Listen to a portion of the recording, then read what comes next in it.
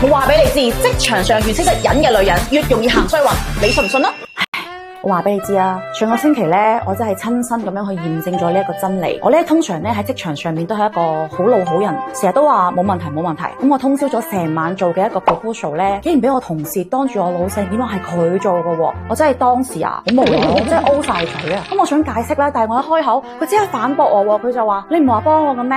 咁最離譜嘅係我老細竟然信咗佢，嗰刻我真係激到成個人都係震嘅，我真係好無奈，我唔知點啊，一個字都講唔出口喎。咁我又係一個淚失禁嘅體質，我嘴又唔識講嘢喎，咁更加唔識同人嗌交啦。咁我一貫嘅作風就係咁，我忍一忍啦，冇事嘅咁樣，咁我就自認倒霉忍落嚟咯。但係嗰日咧，我真係唔想再忍啦。我諗起咧，我阿媽成日都講，你唔打小人呢啲衰人啊，一直跟住你嘅。咁嗰日晚上，我真係好想揾啲嘢嚟掟。咁呢個時候咧，我就收到個快遞。噔噔噔噔，你睇下，佢連個盒咧都係磚頭拖鞋咁樣嘅。我一見到嘅時候咧，哇，好得意！我當場咧笑咗出聲。哇，呢個牌子咧，佢真係好懂我。OK，咁你睇個盒之後咧，佢入邊咧就有個手鏈嘅。條手鏈咧嘅顏色都好靚，而且咧好精緻。入邊嗱，佢有一個手鏈啦。咁而且咧，佢入邊咧仲有一堆嘅最緊要嘅嘢，小人紙。咁佢就仲有香啦。跟住咧就仲有呢個好 mini 版嘅一個人字拖嘅一個香糖，我即刻明白晒呢份佢真係唔係一個好普通嘅首飾咁簡單，直情係我一套俾我出奇嘅法寶。OK， 咁我而家真係可以開始打小人啦。第一步，寫衰佢喺個紙上面咧寫得個仆街嘅名。如果你唔想寫名嘅話咧，你寫職場小人都得嘅。寫衰你嘅仆街。咁第二步，跟住張卡揾翻自己嘅生肖對應嘅方位。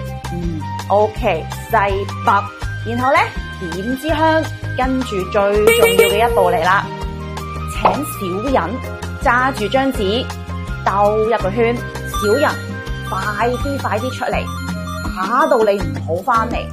姊妹們，我要開波啦，打你個死人頭，打你個死人，打到你嘅仆街有氣冇掟頭，打你嘅死人腳，等你有閒色着。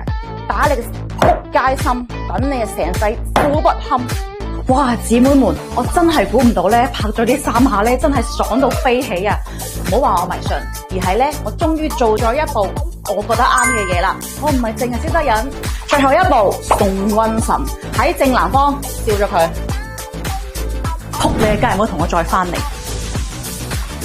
燒完之後咧，我就將呢條天澤婦女手鏈放喺手身，合十許願，我唔會再俾呢啲仆街音樂啦，我要守住我條底線。然後咧戴翻佢，你哋睇呢個 mini 人字拖手鏈，靚就靚啦。但係最緊要咧就係我每次見到佢，都提醒我自己，我唔好蝦，唔好嘢，唔好蝦我啊！而且咧佢真係好有質感噶，徐聞嘅工藝啦，人手捶打啦，入邊咧仲有粒寶石1毫米嘅碎鑽，日常戴咧完全唔會黐，而且佢嘅紅整配金屬嘅鏈咧嘅設計，真係好襯我好多嘅衫，超好睇。我依家啊真係日日戴住佢，一嚟咧佢真係好睇啦，二嚟咧見到佢我就可以提醒我自己，我唔好蝦，唔好嘢。而且咧呢一個唔淨止係一條手鏈咁簡單嘅噃，佢成色嘅咧有磚頭拖鞋盒啦，打小人嘅工具啦，mini 人字拖、徐聞手鏈，一次過有齊晒嘅喎。計翻條數啊，一餐海底撈啊，都係咁嘅價錢啦，既可以出氣，仲可以日咧戴住呢個咁嘅首飾。想要嘅姊妹，link咧我已經放喺置頂評論噶啦。